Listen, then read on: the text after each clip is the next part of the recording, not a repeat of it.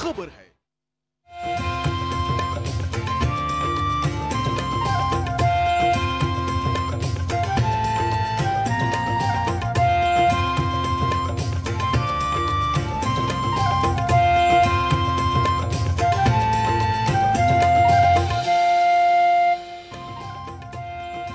सुप्रभातम, स्वागत है आपका हमारे इस विशेष कार्यक्रम में, जिसमें हम आपके लिए लेकर आते हैं भारतीय ज्ञान परंपरा, जीवन के लिए उपयोगी योग, साथ ही बताते हैं स्वास्थ्य जीवन शैली का महत्व और बेहतर स्वास्थ्य पाने के लिए प्रभावशाली उपाय।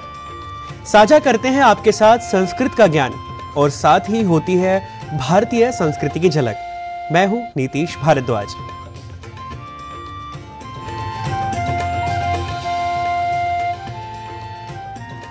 समय का महत्व जिस मनुष्य ने सीख लिया, वो जीवन में अवश्य ही सफलता प्राप्त करता है। समय मूल्यवान है, इसलिए समय का सदुपयोग कर समय का नियोजन करना जरूरी है। तो आइए आपको बताते हैं आज के पंचांग के अनुसार क्या है आज की तिथि, वार और नक्षत्र।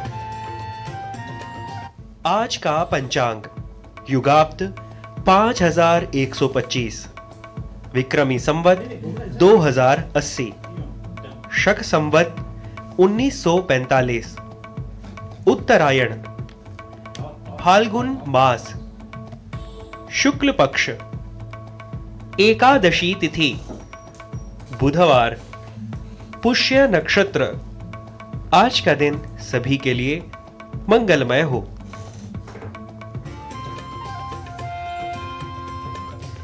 ज्ञान एक ऐसा तत्व है जो कहीं भी, किसी भी अवस्था में, किसी भी काल में व्यक्ति के साथ नहीं छोड़ता। ज्ञान हमें जीवन की परिस्थितियों से मिल सकता है, व्यक्ति से मिल सकता है और मिल सकता है शब्दों और विचारों से। देखते हैं आज का सुभाषित और जान लेते हैं वो कौन से अनमोल वचन है जो हमारे लिए प्रेरणादायी सिद्ध हो सकते हैं। मित्र स्वजन बंधु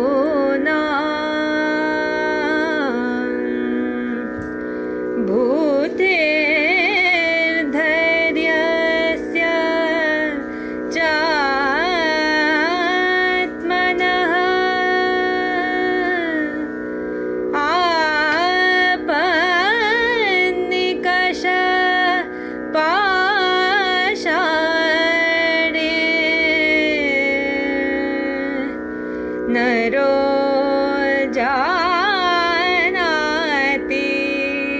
सारता।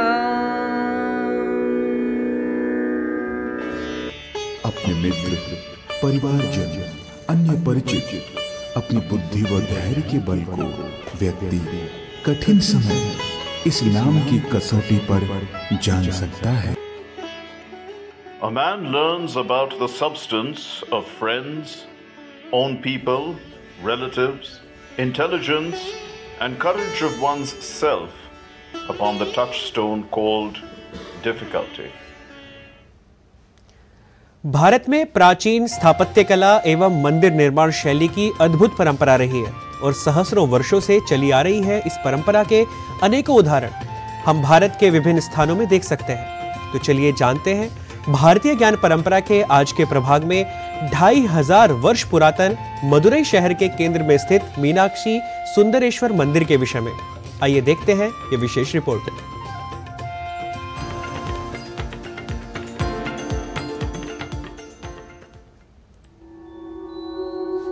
वैदिक काल से ही भारतीय संस्कृति एवं ज्ञान विज्ञान की अजस्र धारा अक्षुण्ण रूप से प्रवाहित होती रही है। गंभीर शास्त्र ज्ञान तथा आध्यात्मिक मूल्यों के आधार वेद वेदांग, दर्शन, धर्मशास्त्र, स्थापत्य कला के साथ साथ वैज्ञानिक विषयों पर प्राचीन भारतीय चिंतन का सांगोपांग विवेचन इस ज्ञान परंपरा में उपलब्ध है, जो आज भी मानव कल्याण के लिए निश्चय ही उपादेय भी है। वास्तुशास्त्र एवं शिल्प का भी विस्तार से वर्णन इन प्राचीन ग्रंथों में किया गया है। मानसार, बृहत संहिता, मत्स्य पुराण, शुक्र नीति सार, ब्राह्मण ग्रंथ, गृह्य सूत्र, शुल्व सूत्र आदि में भवन निर्माण, मंदिर निर्माण, नगर व्यवस्था, वास्तुमंडल, मूर्तिकला, कूप तड़ाग आदि के निर्माण की विधि का वर्णन किया गया है। इन ग्रंथों में मंदिर या प्रासाद के निर्माण में मंडप, क्षैतिज दिशा, शिखर, कदलीकरण, अधिष्ठान, पीठ, उपपीठ आदि का उल्लेख मिलता है।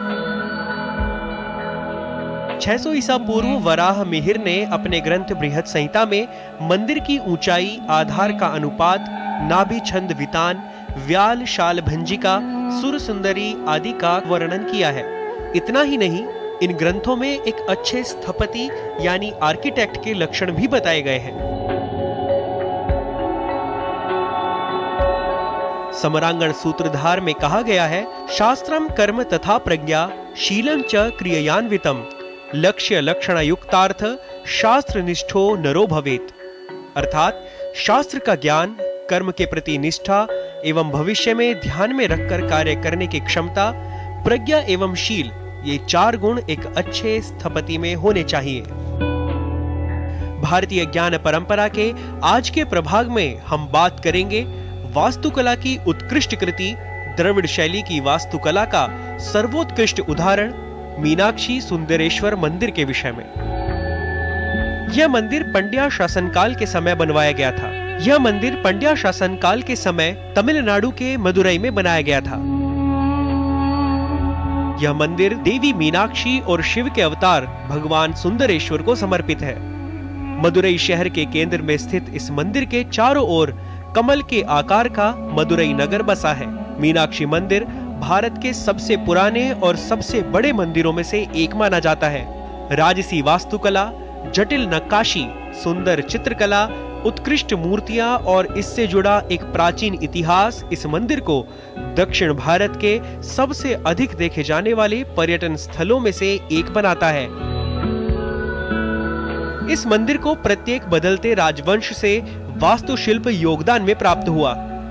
मदुरई मीनाक्षी मंदिर एक विशाल क्षेत्र में बना है, जिसमें 5 अलग अलग प्रवेश द्वार है। इस मंदिर में 14 भव्य मीनारें भी हैं। राजगोपुरम के नाम से जाने जाने वाले इन विशाल प्रासादों में से 4 9 स्तर के हैं। सभी गोपुरम पर जटिल नक्काशी के साथ उत्कृष्ट मूर्तिकला प्रदर्शित करते हैं, जो मीनाक्षी मंदिर की भव्यता को बढ़ाते हैं।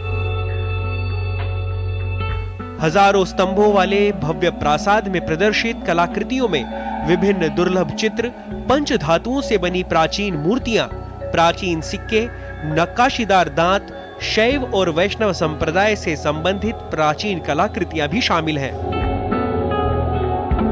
मीनाक्षी मंदिर की एक और विशेषता पत्थर पर लिखे शिलालेख है।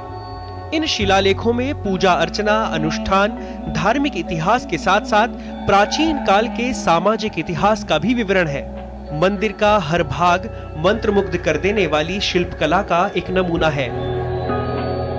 सम्मोहक मूर्तियों, चित्रों और धार्मिक शांति के साथ इस मंदिर की राजसी संरचना हर आगंतुक को मंत्रमुग्ध कर देती है। Nitish Bharadwaj, DD news.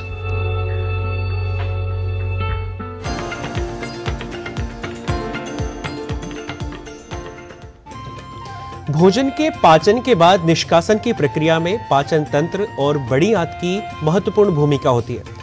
बड़ी आंत में कोई बीमारी होने पर उसका कार्य प्रभावित होता है, और अगर वो बीमारी कैंसर हो तो स्थिति और भी गंभीर हो जाती है। आइए देखते हैं इस विषय पर आधारित ये रिपोर्ट।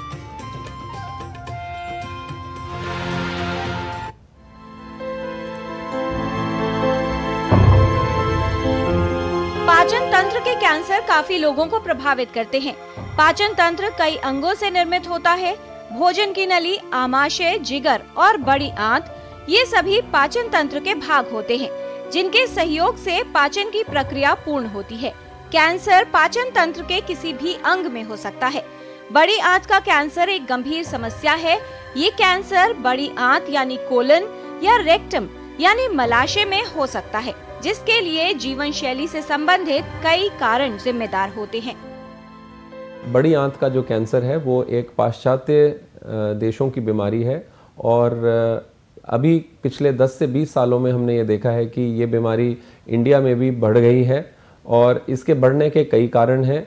एक कारण जो सबसे ज़्यादा हमने देखा है वो है हाई प्रोटीन डाइट, या खाने में बहुत ज़्यादा प्रोटीन होना, खासकर कि जो नॉन वेजिटेरियन हैं उनमें बहुत ज़्यादा नॉन वेजिटेरियन प्रोटीन डाइट होना। हमारे यहाँ पर 10, 15, 20, 30, 40 साल की उम्र में ये कैंसर पाया जाता है, यानी कि बच्चों में, यंग एडल्ट्स में, उस उम्र में जिसमें कि आदमी को अपना व्यवसाय करना है या पढ़ाई करनी है या बच्चे छोटे हैं, उस उम्र में ये कैंसर पाया जा रहा है, जो कि बहुत ही खतरनाक खतरे की घंटी है। पाचन की प्रक्रिया भोजन ग्रहण करने से शुरू होती है। खाना खाने के बाद भोजन की नली से पेट में पहुंचता है, जहां पर छोटी आंत में जाकर पाचन की प्रक्रिया पूर्ण हो जाती है और बड़ी आंत से निष्कासन की प्रक्रिया शुरू हो जाती है। हम क्या खाते हैं, किस तरह का भोजन ग्रहण करते हैं, इसका प्रभाव हमारे पाचन तंत्र पर पड़ता है। खान पान में गड़बड़ी के कारण पाचन की समस्याएं और पाचन तंत्र के कैंसर का खतरा बढ़ रहा है। यदि व्यक्ति को मल में खून आए, कब्ज या दस्त लंबे समय तक चले, पेट के निचले भाग में दर्द हो, अचानक वजन कम होने लगे या अत्यधिक थकान महसूस हो, ऐसे लक्षण होने पर तुरंत विशेषज्ञ को दिखाना चाहिए। कोलोरेक्टल कैंसर कोलन या मलाशय के कैंसर है, जो कोलन और मलाशय के अस्तर में पॉलिप्स के विकास के साथ शुरू होते हैं। कोलन और मलाशय बड़ी आंत के भाग होते हैं, जो पाचन तंत्र का सबसे निचला हिस्सा होता है। इन सभी कैंसर का इलाज उनकी स्थिति और गंभीरता पर निर्भर करता है। कोलोनोस्कोपी में डायग्नोसिस भी हो जाता है और टुकड़ा भी लिया जाता है बायोप्सी का।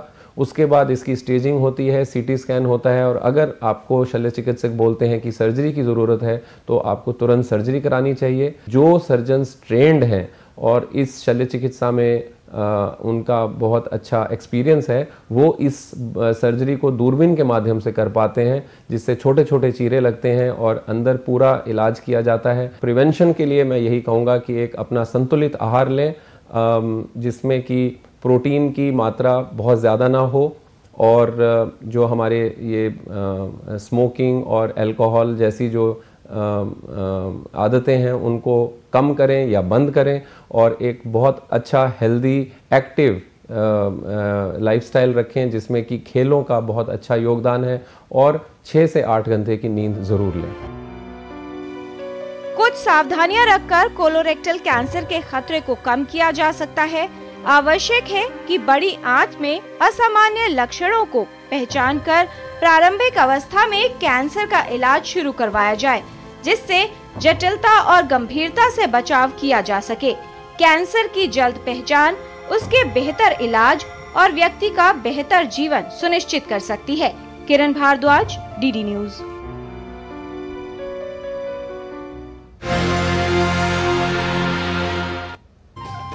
और कार्यक्रम में लेते हैं एक अल्प विराम। आप देखते रहिए डीडी न्यूज।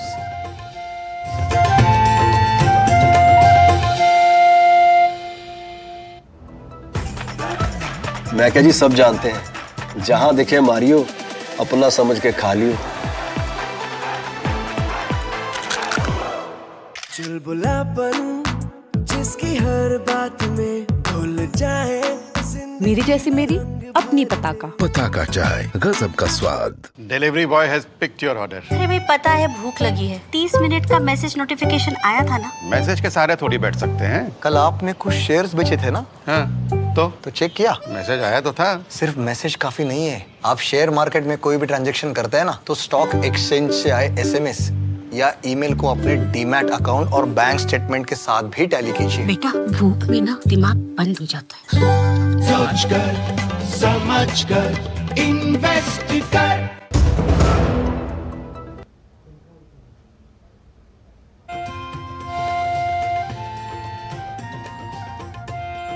योग मानव जीवन के लिए एक महत्वपूर्ण अनमोल साधना है। यह मानसिक, शारीरिक और आध्यात्मिक स्वास्थ्य में सुधार करने में सहायता करता है। योग अवसाद, तनाव और रोगों को दूर करने में भी सहायता करता है और जीवन की गुणवत्ता को बढ़ावा देता है। आइए जान लेते हैं क्या है वे विशेष यौगिक क्रियाएं जो हमारे स्वास्थ्य के लिए लाभकारी हैं। नमस्कार, मैं रोहिणी घोष। आज हम कुछ आसन जानेंगे जिससे आपके लव हैंडल्स, यानी कि जो बैठे बैठे यहाँ साइड में एक चर्बी जमा हो जाती है, उससे कैसे निजात पाया जा सके। तो पहला आसन है तालासन 2, जिसके लिए आप सीधे खड़े हो जाएं, फिर अपने पैरों के बीच 1 फुट की दूरी इस प्रकार बना ले। दोनों हाथों को अपने शरीर से सटा के इस प्रकार रखें। सीधे देखते हुए धीरे से सांस भरिए, हाथों को ऊपर ले जाए और अपने पंजों पर आ जाए इस प्रकार, और सांसों को होल्ड करिए इधर ही 6 सेकंड के लिए। अब हाथों को पीछे की ओर इस प्रकार घुमाते हुए सांस छोड़ते हुए एड़ियों को नीचे ले आए। तो ये आपका एक राउंड था। इस प्रकार 4 राउंड इस आसन का आपको अभ्यास करना है। दूसरा आसन कोणासन 2। इस प्रकार सीधे खड़े हो जाएं। अब 3 फुट का डिस्टेंस ले ले अपने दोनों पैरों के बीच में, इस तरह से हाथों को सटा के रखें। अब अपने दाएं हाथ को ऊपर उठाएं। अब सांस भरते हुए बाएं तरफ मुड़ जाए इस प्रकार। सांसों को रोके 6 सेकंड के लिए इस स्थिति में। सांस भरते हुए ऊपर आए, दाएं हाथ को नीचे ले जाए और बाएं हाथ को ऊपर ले आए। सांस भरिए, दाएं तरफ झुक जाए और अपने सांसों को यहाँ रोके रहिए 6 सेकंड के लिए।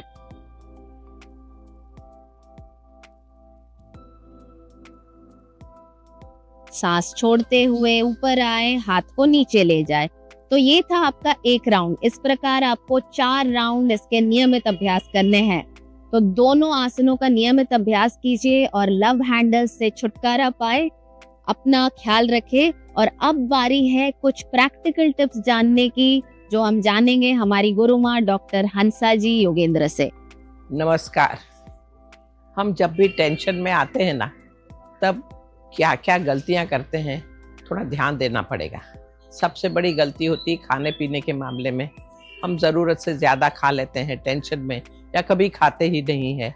अब यही ध्यान देना है कि नियमित रूप से थोड़ा थोड़ा खाना ही शरीर के लिए अच्छा है, नहीं तो शरीर उस खाने को जमा कर देता है और फैट बढ़ जाती है।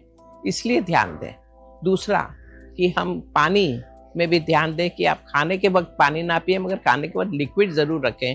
ग्लास भर के छाछ हो, ग्लास भर के सूप्स हो, कोई ऐसी चीज़ साथ में लें जब भी बीच बीच में खाने के कुछ पीना हो तब। और खाना जो भी खाते हैं छोटी प्लेट में लेके खाएं, बड़ी प्लेट में लेके ज़्यादा खाना ही आ जाएगा। ध्यान दें।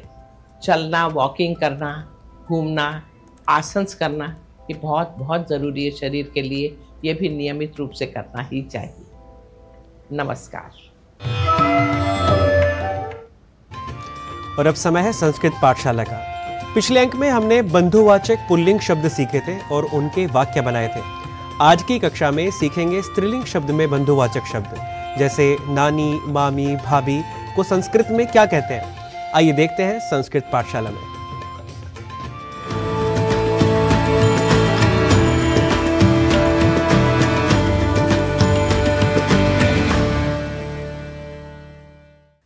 मित्राणि नमो नमः। भवतां सर्वेषां स्वागतं संस्कृत पाठशालायाः एतस्मिन् नूतने अंके।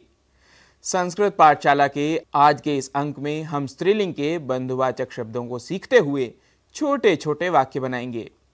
आपको ज्ञात ही है कि स्त्रीलिंग में छोटे छोटे वाक्य बनाने के लिए प्रारंभिक स्तर पर हम सा, एषा और का इन पदों की सहायता ले रहे हैं। आप यह भी जानते हैं कि दूरस्थित स्त्रीलिंग के लिए सा, समीपस्थ के लिए एषा, और जहां हम प्रश्न बना रहे हैं वहां हम का इस पद का प्रयोग कर रहे हैं।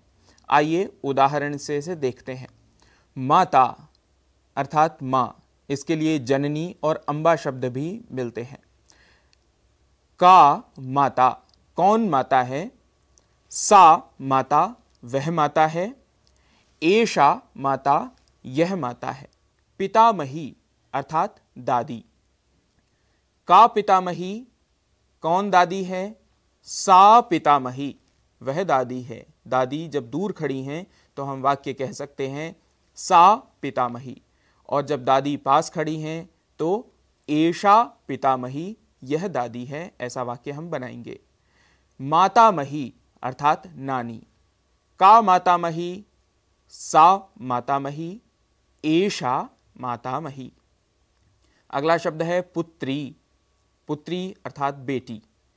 का पुत्री, सा पुत्री, एषा पुत्री। अग्रजा। का अग्रजा, सा अग्रजा, एषा अग्रजा, अग्रजा अर्थात बड़ी बहन। अनुजा अर्थात छोटी बहन। का अनुजा, सा अनुजा, एषा अनुजा। मातुलानी अर्थात मामी। का मातुलानी, सा मातुलानी, एषा मातुलानी। भ्रातृजाया अर्थात भाभी, भ्रातृजाया। का भ्रातृजाया, सा भ्रातृजाया, एषा भ्रातृजाया। स्नुषा, स्नुषा अर्थात बहू। का स्नुषा, सा स्नुषा, एषा स्नुषा।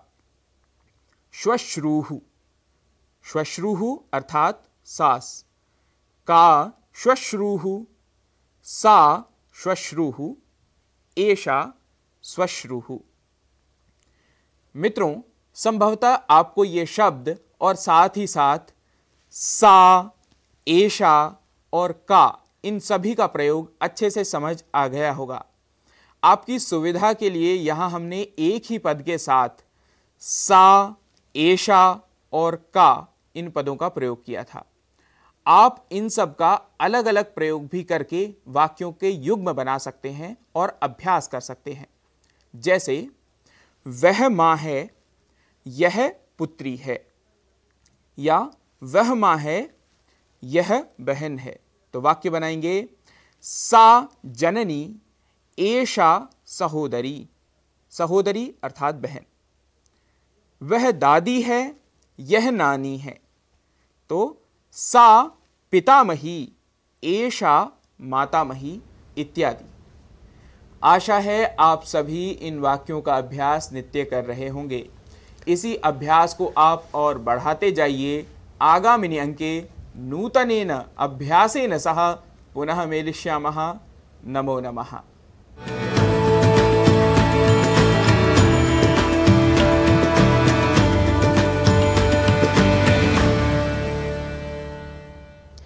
उत्तराखंड राज्य के पर्वतीय क्षेत्रों में तकरीबन 500 से 2200 मीटर की ऊंचाई पर चीड़ के पेड़ पाए जाते हैं। क्या आप जानते हैं कि चीड़ की पत्तियों को पिरुल कहा जाता है? और हाँ, क्या आप यकीन कर पाएंगे कि इन पत्तियों से कई खूबसूरत आभूषण और सजावटी सामान भी बन सकता है। उत्तराखंड की मंजू शाह ने लोगों को अपने इस हुनर से अवश्य ही बहुत प्रभावित किया है। आइए देखते हैं ये रिपोर्ट।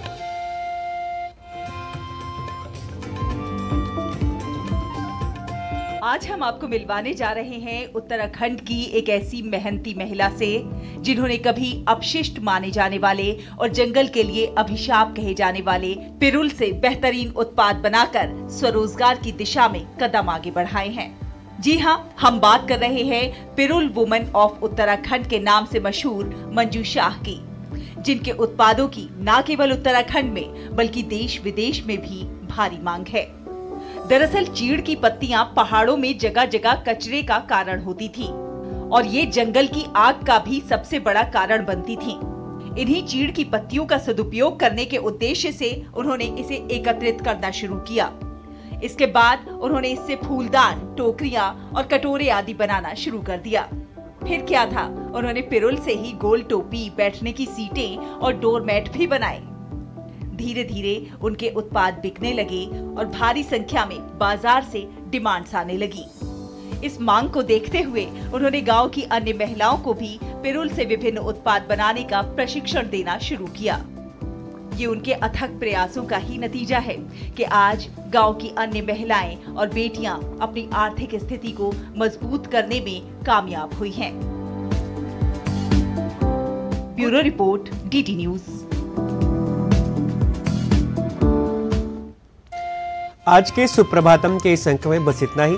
कल पुनः उपस्थित होंगे इसी समय नई प्रस्तुतियों के साथ। मुझे और सुप्रभातम के सभी सहयोगियों को दीजिए अनुमति। शुभ दिनम। नमस्कारः।